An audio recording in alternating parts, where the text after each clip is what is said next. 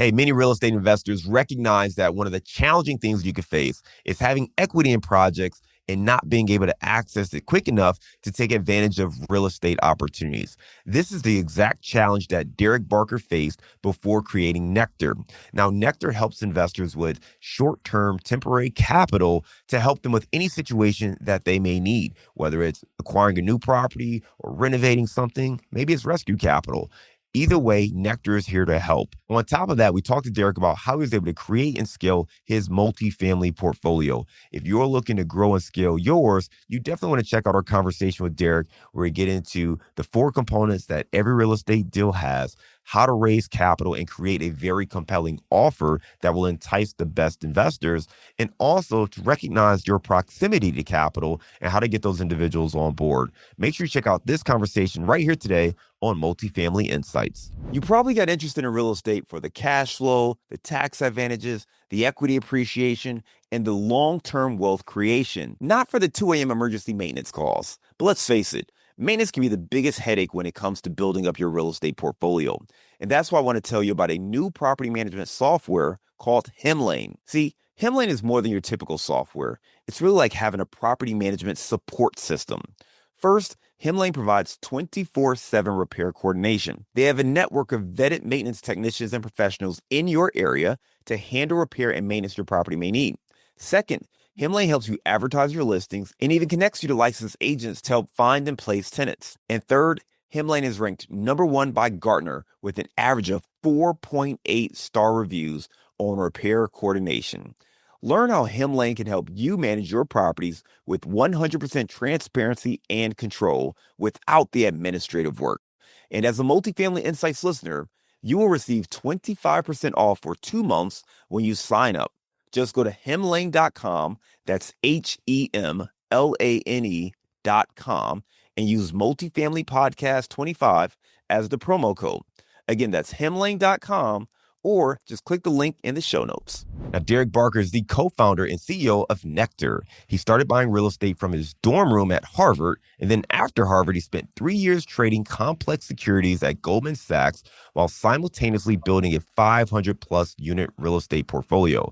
Now, today he oversees a portfolio worth Today he oversees a portfolio of more than 4,700 units and $400 million in asset value. Let's welcome to the show, Derrick Barker. Hey, John.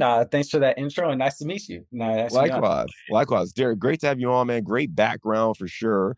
I went over at a high level. Why don't you take 2 minutes and fill in some of those gaps? All right, sure. I'll start out with just where I got started. I've been an entrepreneur. I am an entrepreneur. That's been my focus since I was even a younger kid.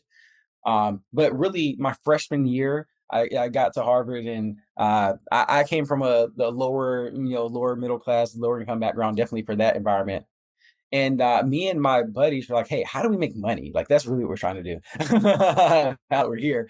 And so we started a business. Went really well, and then the financial crisis happened while I was at college, and we figured, "Hey, we have to maybe won't be able to get a job on Wall Street. How do we get into real estate or some other thing that's going to have a long runway?" We figured, well, real estate's down. Why don't we get in now, because we'll have a long runway where hopefully it goes up for a long time, because we're buying much lower than people were buying just 2 years ago. So that's how it all started. Bought one property for $40,000 in my old neighborhood in Southwest Atlanta while I was in college.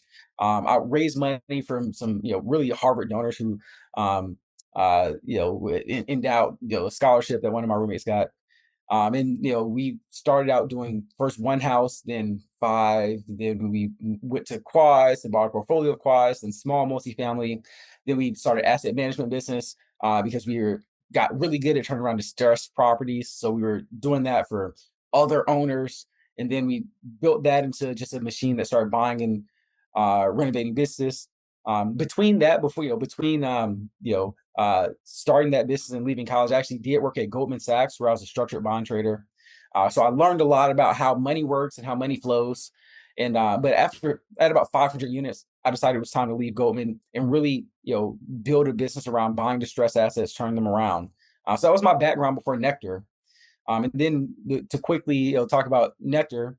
in 2020, we got to the point where we couldn't buy assets um, that made sense where we can pencil out. I mean, we knew how much it cost to renovate. Like, we were buying in 2013, 14, 15. So it was hard to look at those same bricks and sticks and just pay like the prices. So we said, hey, we're just going to sell. We sold into it. And an issue that we always had was, we're um, even when you have a large portfolio, you have illiquid assets, and you might need some money, cash, to close a deal if a lender pulls back last minute, or um, finish a renovation that goes over budget. And so we started Nectar to provide that type of capital to people who are seasoned and experienced operators, so they can really grow their small and medium sized regional businesses. And for us, we were getting cash flow backed by the same assets that we're used to investing in. So that we started that in 2021, and it's grown a lot since then. We're in 32 states. We've done over 150 deals, over 9,500 units all across the country. I love it, man. We'll definitely talk a little bit more about Nectar, but a couple things jump out to me. First of all, you talked about being an entrepreneur even as a child, growing up in the Atlanta area, going to Harvard, and early on, you're looking at the financial crisis, saying, "All right, listen, I better figure out a plan B here, man. If I just wait to graduate, those Wall Street jobs may not be there." And you Right. said, you know what, real estate has a long runway. Why don't we start doing some of that while we're here? Did that while you're in school, grow that portfolio, and eventually get a job at Goldman Sachs. You're growing there, grinding away, but the real estate is taking off so well that you just decide to go ahead, lock in, focus all of your efforts on that. In 2020, you're not able to find the deals that you were able to find previously. You decide to kind of pivot a little bit and launch Nectar. You mentioned a couple of things, and you glossed over them, which is great because I did only give you 2 minutes. But I think it's really important for our listeners, right? Because what happens for most people is there's an inflection point. Most people, they get those first couple of deals and many of them stay stuck there, right? You get stuck with maybe two or three properties and you've got these properties, but they're a handful to manage.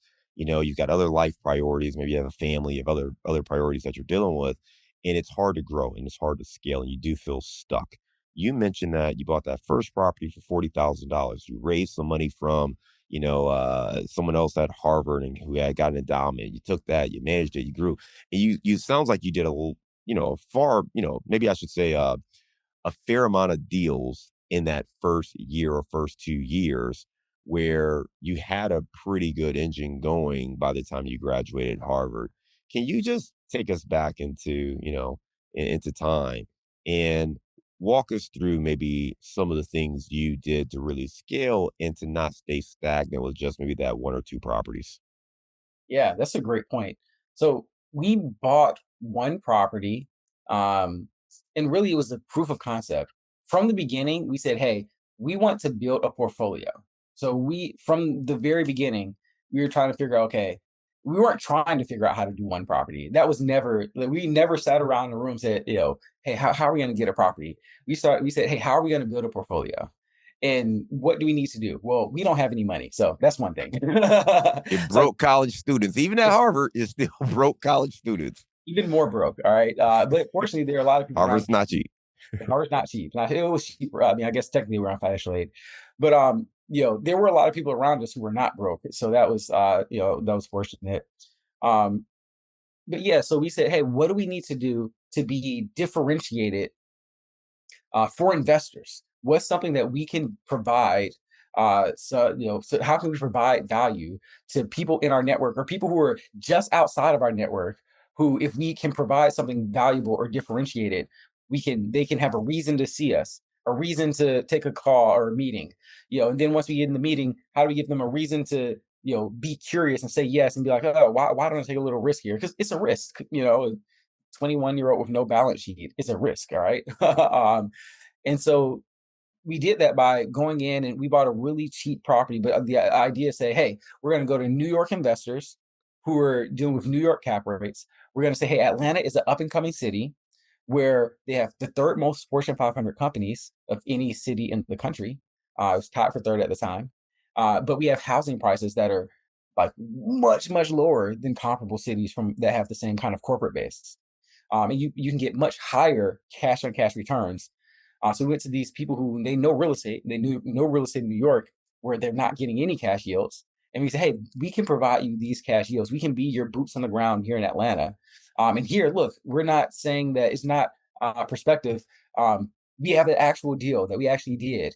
And on the back end, we were like, it was a big, that was a big mess. We had a lot, we learned a lot by making a lot of mistakes, but we had a proof of concept. And then we said, hey, we're leveraging this new technology that no one's ever heard about. That new technology is now known as Redfin, but at the time it was like it was like it was nothing startup that allowed us to really give them a lot of data as to, so we were giving them data, showing a really professional like this is what we can do, and we asked for and we wouldn't raise money. We had a capital strategy first, like how are we going to get the money to do it, and how do we be differentiated and go to specific people who we feel like hey they would take this differentiated pitch. So that's really how we and then once we got in, man, it was a lot of learning and Yeah. very quickly in using our day jobs to cover our like, Yeah. to cover things because you don't always make money, especially early on when you're learning, you have to pay for learning, whether you pay for it on in school or you pay for it in the school of the hard knocks. How many partners did you have initially? I started the business with two of my roommates from college, who are now now they're entrepreneurs, they're very successful. Um, and then and we when they had two initial investors, and then those investors they gave us a very small amount of money, and then they introduced us around once we kind of prove things out. So over the years, I've had lots of investors, but started off with just my two roommates, Ryan Williams and Charles Cole, and then over time we've had a lot of different partnerships, and I've done a lot of different things. I think there are a few really good lessons there, right? And I just took some notes here. First and foremost, you were very intentional with what you were trying to do. You said that you wanted to build a I'm sorry, you wanted to build a portfolio, not just do a deal. And I think that's a mistake so many investors make, right? Like they just want to try it out. So they buy a house, they buy a duplex, they buy a rental, but they don't have a plan of how they're going to turn this thing into a portfolio or into a business. And you find yourself stuck because you never really had a plan of what the next step was, right? So that's the first thing. You came into this very intentionally to say, you know what, we need to build a portfolio. Here's what we're going to need to build a portfolio. In order to do that, we got to have a proof of concept. We need to find one project that we can execute so we can show people, hey, here's what we're looking to do. Who wants to come in with us? When you did that, you mentioned that or one note I wrote was just your proximity to money. And a lot of times we limit ourselves based on the amount of money we have in our own bank account. And in your case, you were, a young college student and you were, at Harvard around lots of people who had access to capital, if not their own capital. So you had that approach where you could say, hey, let's just make sure we're creating the right opportunity. And part of that is just, in that world, I imagine that you're around venture capitalists all the time. And you have stories all the time of people who are classmates or other people who were maybe a class or two above you, where they had an idea and they got great funding from venture capitalists or other folks to go out and execute. So this notion of that, this notion of limiting beliefs or needing your own money is probably not there because you've seen it firsthand. Like this dude, probably got millions of dollars invested in something that he just put a paragraph together. Right? It's just an idea in his head and didn't have a proof of concept. Right? It's just a rough idea, and you were around that. And I think so often what happens with many investors is we feel like we've got to do everything. We've got to buy an apartment. We got to go full cycle. We've got to prove out everything. We have to have 10 years of experience before we're comfortable sharing that, or we believe ourselves to say, hey, you know what? I think I can do this and I think I can bring on investors. I think that mindset and the proximity to money is something that you had as an advantage. And I would challenge our listeners to stop putting these limiting beliefs on yourself because that's all it really is, right? It's if you have people around you and you're already investing, you might be the expert to them. Like you might be their best shot at making any money in real estate. But we don't see it that way. And I think it's about how you position it to yourself. And I Uh, just to say, double click on that for 1 second. I actually didn't have like firstly, I was in college before the VC boom, so I didn't know anybody who had raised any venture capital. Yeah, we were in, coming in a little bit like children self-segregate and like the financial aid kids were that was us, like uh, so you know, but we were definitely intentional about knowing who would be likely to write a check. All right. And yes, we were fortunate and we were at Harvard, and so like, there's that proximity and there's that when you send an email with that Harvard email address and like maybe people will pay more attention. But it's still cold calling. It's a better cold call. But it's just being intentional about, okay, what is around me? Like how can I get if I'm not close right now, if I don't actually because we didn't have great network of people directly that we knew, but we could look around and say, okay, well, who should we know? And then, okay, well, what do we need to do so that they want to know us? And then like, okay, and then now where do we sit to make sure that like they see us and we can like, and then they can see that they should know us. And then we have so it's just being intentional about if you don't have the network, get it, find out where it is and then go there and go get it. I love it, man. I want to come back to that because I think that's a great point, right? About just building that network when you don't have it. And going back to the thing about proximity to money is, I grew up, I went to a state school, right? But when I got into corporate America, I mean, I worked at General Motors. I worked at one of the largest corporations in the world. And I was around not just high net worth people all the time, but also people of great power and significance and influence often. And I had a hard time figuring out how to leverage my connections in that space. And I wish I had the mindset that you had, which was, again, understanding how to build on these certain relationships and how to network properly and things like that. So I want to come back to that point. The other thing, though, that you talked about was the differentiated value. It wasn't just bringing real estate deals to prospects, but you really wanted to pique their curiosity. You came together with a thesis, with a business plan to demonstrate, hey, there is untapped value in the market like Atlanta, where you have a lot of potential. You have a lot of things people love about these big markets like New York, but the values, the price points are below where they should be. This is where you get to come in as an investor. You also tapped into data, using Redfin to look at some of the data that existed, and you could put together a business plan that would entice folks who are looking to invest. And that intentionality of the approach, I'm sure, got people to say, okay, hey, this looks good. This looks promising. I'm willing to make an investment here. Those initial investments, right? So, not the very first deal, but as you started to reach out to these New York investors who didn't really know you that well, kind of what size checks were you getting? It's a great question. I mean, a first like 50,000, 75,000, $100,000 type checks. Yeah. So, and that's enough to get going, right? To really get some traction in your model and building it out. At the time, I mean, we did our first again, this was right after the financial crisis. So we were buying discounted single family properties. Um, you know, but we raised in the first 3 years, we might have raised $1 million. The first, really, or maybe 2 or so years. We did the first deal, got some traction. That took a while, and then after that, we raised about $1 million in small 50, $100,000 type increments. Talk to me about scaling. So, I mean, as you started off there, you're raising money now, you get to the point where you've built up this portfolio, you actually leave Goldman Sachs to focus on this full time. What were some of the lessons learned and some of the challenges you had to overcome scaling your business? Oh man. Lessons learned and challenges. I would say there were plenty and many, and there still are. I would like just before answering that question, I would say business really, from my perspective, as someone who's running a bunch of businesses, is really about just solving problems and overcoming challenges, and it never goes away.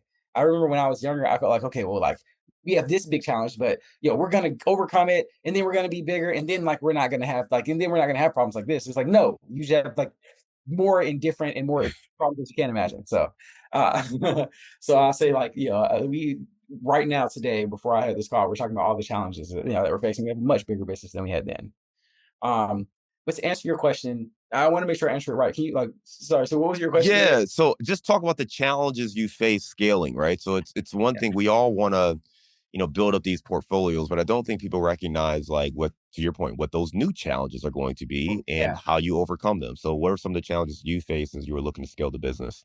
So I mean, there's like, you need four things. You need land, you need labor, you need materials, and you need capital. That's what real estate is. It's those four things. And there's challenges among all those four things. So there's always, you have to always scale capital. You get some capital and you got to get the next piece. You have the debt, you have the equity, you go over budget. There are always those challenges. Eventually you have a track record. You lean on that track record and you have different partners, and then you have repeat partners. The Once we got that, what we didn't realize, or what was surprising, is that you can outgrow your partners. Management. You have a management solution at one size, that's a very different management solution at another size. And once you get there, the person who got you there isn't going to get you to, where you're going. The person who got you here isn't going to get you there. You know, so we've had to find, scale to from the manager a manager we had, single family and quad portfolio, to a multifamily property manager. And then you're dealing with, okay, well, you're a small fish in a big pond. If you work with a larger management company, you work with a smaller management company, you have to get someone, you have to be really discerning about who's good, who has contacts, who's going to be able to staff your property and put good people on your property. Because just, you have the manager, you have to have the tech and the leasing person, and like the people on the property make a big difference in the actual outcomes. So like that's one thing. And then construction. Oh man, we had a construction situation that was good, where we were able to do these deals, and then we started doing bigger deals, and we put construction companies out of business because we grew, and then they tried, but they would give us a bid, and then they wouldn't be able to fulfill it. They'd run out of money. They wouldn't be able to pay. We would outgrow people in the middle of a project, or outgrow people as we were growing our portfolio, and then you have to have the hard conversations of, okay, I have to fire you. I have to go find somebody else who can actually deal with a company that's at the scale that I am at now, and knowing when to do that, and then you have to get the right person and have the right person take you, right? Because if you're, the people who are good, people know they're good and they have business and they're busy, you know?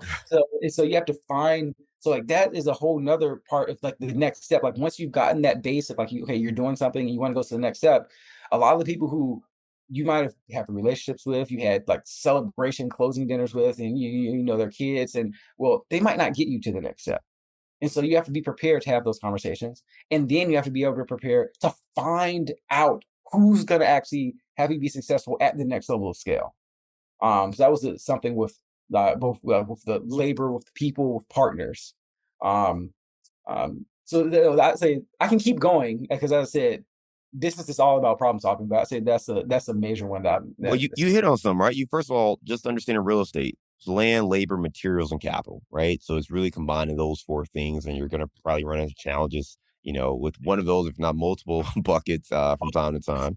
But then you mentioned just, outgrowing your partners, and that's one of those bittersweet things where obviously you've built relationships with people and you want to win together, but you may get to a point where you realize, hey, this partnership, it no longer serves the direction we're going to go, and I think it's natural, but still painful, right? Like it's one of the things where I see it in this space all the time. You see people come together to do deals, and they have success, or they whatever happens, but everyone's goals changes, right? So if you come together and maybe you just want to make a certain amount of money, or you just want to quit your day job, you want to make enough money to quit your day job and go full time, or have enough passive income.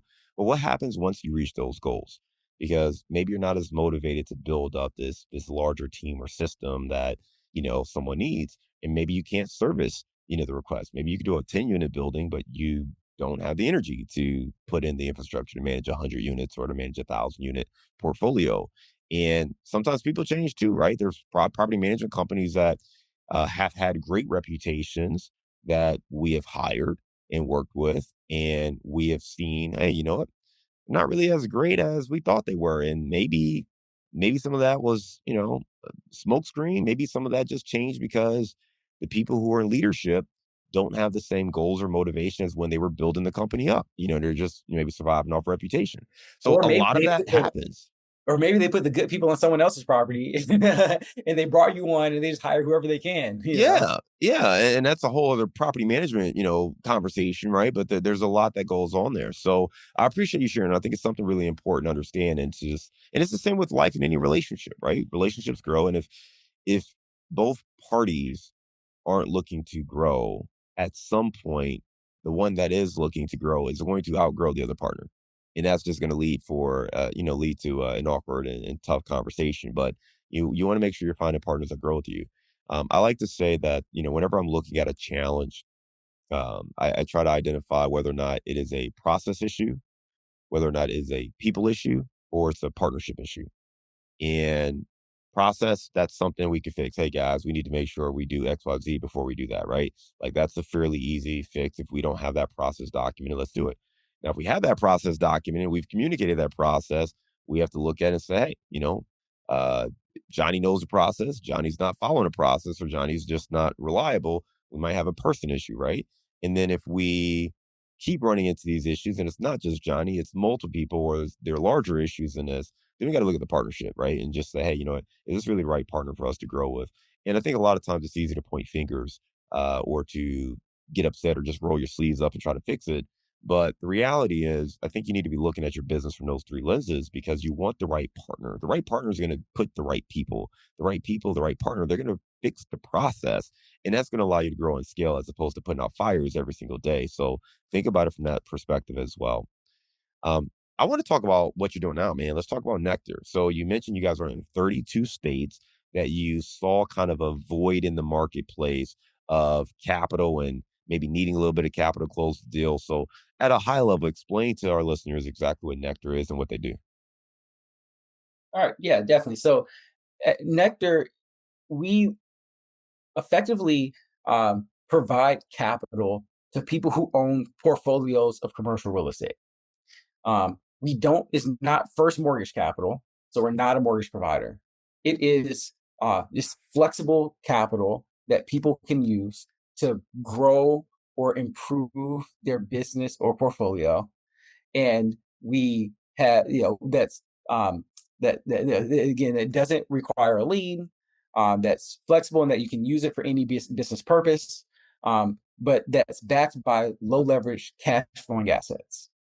So our ideal partners already have, typically they have a lot, 10 years of experience. They typically have 50 or over $100 million in assets under management. So they're not huge institutional players. They're a lot of times they're local and regional, but they're experienced local regional operators. And we're giving them capital backed by their low leverage cash flowing assets that they can use to grow their business. Does that make sense? Yeah. So when you say, let me play back. So you're working with folks who have experience, right? You mentioned around 10 years or so experience. They have built up a portfolio, typically local or regional portfolio. So these are people who know what they're doing, right? Is what you're getting at. And what you're doing is you're using that portfolio, the low leverage portfolio, and that is really backing this capital um, to allow them to reinvest in deals or opportunities. It sounds like it's more of I want to call it second position loan, or what you want to call a line of credit or something like that, right? Mezzanine or Okay. mezzanine capital or preferred equity is the typical structure. So we're investing in existing deals, but we're taking that they're able to take that money out and they can use it to buy out a partner or to, if they have a stabilized property and a property that's under control and needs some help, they can Yep. take capital or sell a piece of their partnership and then use it to fix whatever issues they have going on elsewhere in their portfolio. Can you give us maybe one or two case studies of how you've been able to help other investors using Nectar? Yeah, so I've had um, a group that had a portfolio in the New York and New Jersey area, larger portfolio actually, stabilized properties. It's a partnership. They've been doing it for over 20 years. During the 2020 timeframe when pricing really got up there, they, similar to us, weren't seeing a lot of opportunities in their market. So they went to Alabama, to the southeast, and bought a rehab portfolio there. Um, but the renovation market is very different in the South than it is in the Northeast. And they got into some trouble and it ended up going over budget.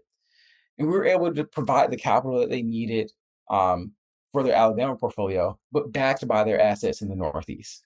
So they needed $5 million to finish this project. That had about 1,000 units down there. They need to finish renovations on. And then they were able to pay us out of cash flow from their existing properties, but it allowed them to get the construction workers going. Um, And Derek, real quick, the benefit there though is like, I mean, alternatively, they could have tried to apply for a loan, a bridge loan, or a second position loan, something like that. So just explain maybe the benefits of working with Nectar as opposed to maybe going the more traditional route, or yeah. asking investors or someone else doing a capital call, or going down that path. Well, I mean, we are a lot cheap. We're probably cheaper than like LP equity. So if you like are doing it, and a lot of investors don't love capital calls. So a lot of times I don't people know any investor that loves a capital call. So Yeah, me neither. So a lot of times we are coming in because your investors don't want that capital call. Um, but we're if you have, you know, say you have a $20 million property and you've owned it for a while, so you have a $10 million mortgage and you just need $500,000 to go and finish a renovation project or buy a off market deal where you just need to plug the capital stack. You can refinance out of that $10 million mortgage, get a $10.5 million mortgage, pay a prepayment penalty on the 10 million, pay an origination fee on that 10.5 million, wait 90 days, pay legal, get all new third parties. But all of those costs are very expensive. They're adding to your cost of capital. And it takes a lot of time. Whereas and you have a higher interest rate because it's a higher interest rate environment. Whereas for us, you can keep that $10 million first there, and then we can come just for that $500,000 piece. So we're going to be more expensive than their first mortgage, but it's cheaper than all of the fees and all of the legal and the difference in interest rate if you were to recap that entire 10 million into a $10.5 million piece. So that's why people use us just so we can to fill gaps, capital gaps that are needed in the portfolio. And for you know if you have a destabilized property that needs capital in where you're already in there and in a construction project, it's just that it's hard to that's rescue capital. It's the hardest and most expensive capital to get. So that's why, and we're going to be easier, faster, and cheaper than that rescue capital because we can attach to your stabilized properties. Yeah, I think it's really important to understand, right? Because what you're getting at is just more flexibility. To your point, you got the rescue capital side where a lot of times those guys are, they're coming in, they're not being nice. I mean, they're coming in and they've got some really great returns that they're pushing to get because it is risky, right? So they're coming in and they're gonna want to have their compensation tied to the level of risk or perceived risk that they're taking. And then on the flip side, it could be speed, it could be just for cost, but there could be some other ways to come in and tap into Nectar. What was the origin? I mean, at what point did you say, you know what, hey, this is a challenge. Let me do something to solve this problem? For me, me and my partner have different reasons why. And I started first, and my partner's like, I'm gonna keep my day job. You can go do that crazy stuff. And then eventually she was like, okay, yeah, this makes sense. I'll jump on board. But for me, I was under contract to buy was a 75 unit apartment complex in Koreatown in LA on Harvard Avenue. All right. So we were under contract. We were a week before our money went hard. This is March 2020, and our lender, for some reason, some health reason or some geopolitical reason, pulled back proceeds. Of course, there was some, March 2020. You can imagine what their reasoning was. But for me, it was a fire drill. It was like, like we're everything's lined up, proposing. I have the money. You pull back proceeds. Our money is going hard. In by the time they told us on Friday, I had like 4 or 5 business days. Maybe it was actually 10 business days to get $575,000 in capital. I have all these assets, but they had like I can't borrow against my assets. I had liquidity covenants for the loan. I was putting money into buying the deal, so I just didn't have an extra $500,000 lying around. And you don't want And to sell what property, and you can't sell it that fast either, even if you could. yeah, what am I going to do in 10 Yeah. days? And so there should be someone to go to. There should be something to go to. And that's where I was like, okay, I'm going to start a company. And that's why like it was important to make it a technology company from the beginning, because we have to be able to move fast. You have to be able to move fast. You have to be able to be flexible. We have to be able to get people the capital that they need. But that was the moment for me. Yeah, man. I appreciate you sharing that. I think that's something that is a fear, whether you've actually been in that situation or not. We certainly have most investors have been, under contract and had some item pressing, whether it be, attorneys or the lender or proceeds pulled back. And now you're sitting there, you thought you were gonna get $1 million. They're only gonna give you 850 and you got to come up with another $150,000. And now that clock, you got like 2 weeks left on the clock. So it's a lot harder to get that. So that's an experience I know active investors certainly understand. And you've built something to help solve that. If you want to learn more, check out Use Nectar. We'll put a link to that in the show notes, but Use Nectar, that's USENECTAR, usenectar.com. And listen, you're getting some great value from this. Make sure you check out more. You can join our apartment investing mastermind where we break down strategies and tips and have some great content there. Over 30 hours of recorded information. Go to casmoncapital.com/mastermind to learn more. Right now, we're going to transition and go to our round of insights. When you think you found a great deal, asking the right questions could be the difference in finding a stud or a dud. Listen, we've put together a new guide to help you out. It's called 7 Questions You Must Ask Before Investing in Apartments. Now, in this guide, you're going to learn how to uncover red flags, quickly identify underwriting risk, vet sponsors and team members, and confirm key assumptions. Now, this is a guide that's going to help you be a better investor, whether you're an active investor or you're a passive investor looking to partner with other operators. Asking better questions is the key to identifying great opportunities. So download this free guide. Go to our website, casmoncapital.com/7 questions. That's the number 7 questions. And you can access this free guide today. To make it easy on you, though, we've put a link in our show notes. So you go to the show notes, you can click that link and access the guide right now. This guide's going to help you make better investment choices, asking the right questions to build your portfolio. So be sure to download it today. All right, Derrick, give me a failure or an apparent failure that set you up for later success. Oh man, I've had lots of failures as part of success. But let's say I did a development project that I got all teed up for development. I bought the land, I got debt on the land, and then when I went to get construction financing, it was right during the pandemic. I couldn't get the construction financing. Ended up, but I had this loan that I had to pay interest on. Didn't know when the pandemic was going to end. I had to sell the land for a loss, even though it ultimately would have been a great project if I had been able to wait for a year. But that gave me the time and space and capital really to say, hey, I need to focus on cash flowing assets, which is what I do now all the time. So only put debt on cash flowing assets. No, great tips there. Appreciate that.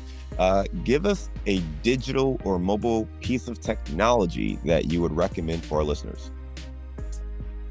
Digital or mobile piece of technology. I'd say if you can do a lot with ChatGPT projects. I mean, I know AI is all the buzz now, and so it's not anything that anybody hasn't heard of. But if you put your core documents, just document what you do and the things that are important. If you have a apartment, you can put your mortgage docs and all your operating agreements, and you have the context. You can make it very easy to be a thought partner, to give really, really good insights. So that's what I'm using these days. It's been very helpful. All right, give me the book you've recommended or gifted the most in the last year. In the last year specifically. Principles by Ray Dalio is a great book. I think Ray Dalio is a great author. He built Bridgewater. He's founder of Bridgewater, which is the largest hedge fund in the world. Great insights about how to build a company, how to build a life, how to have principles that you can lean on that are good. Principles it is. Great book there. Give me a daily habit that helps you stay focused on your goals. This is weekly, but I write down weekly priorities. These are the things that I want to accomplish this week. Throughout the week, and things are going to come at you, and there's going to be all these things. But it is good to be able to look back and be able to have something written down. Say, okay, but these are the things that if I accomplish this week are going to make this week a success. So that's been pretty big. Give us your number one insight for scaling in business. don't quit. You know, business is hard, and it's always going to be. Some things are going to feel existential, and there are going to be fires. You know, there's a TV show called Little Fires Everywhere. Like that's running a business. So very much be able to focus on what fires you need to put out because they'll kill you, and what fires you need to let burn so that you can focus on running your business. All right, I love it, man. Great stuff.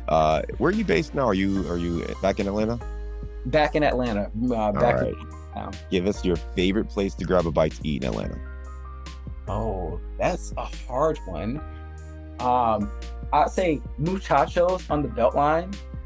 You know, it's not like a five-star restaurant or anything, but I love being able to like eat right there on the Beltline and kind of in this. I have kids, so the kids can come and play, and you know, and I can have a meeting, and that's good. All right, muchacho, it is. Derek, great stuff, man. Really enjoyed our conversation. You talked about your experience while you were in school and really just recognizing, hey, I need to be proactive and find an opportunity. And it's interesting because I think a lot of people, my guess is you probably know a lot of peers who were not being as entrepreneurial and they were just like, no, I came here to get a great job in finance and I just have to focus on, being really good at that. But you made sure you had a plan B. You focused on real estate, started building up your portfolio, and eventually transition full time into real estate, continue to build up the portfolio, and then ultimately launching Nectar, where you found a problem that needed to be solved for a lot of investors, which is the speed to access capital, particularly when you already have a portfolio of cash flowing assets. So, really great stuff there. Again, if folks want to learn more, check out usenectar.com, and we'll make sure we put a link to that in our show notes. Derek, thanks again for a great guest and coming on Multifamily Insights. We look forward to staying in touch with you, and I hope you have a great day.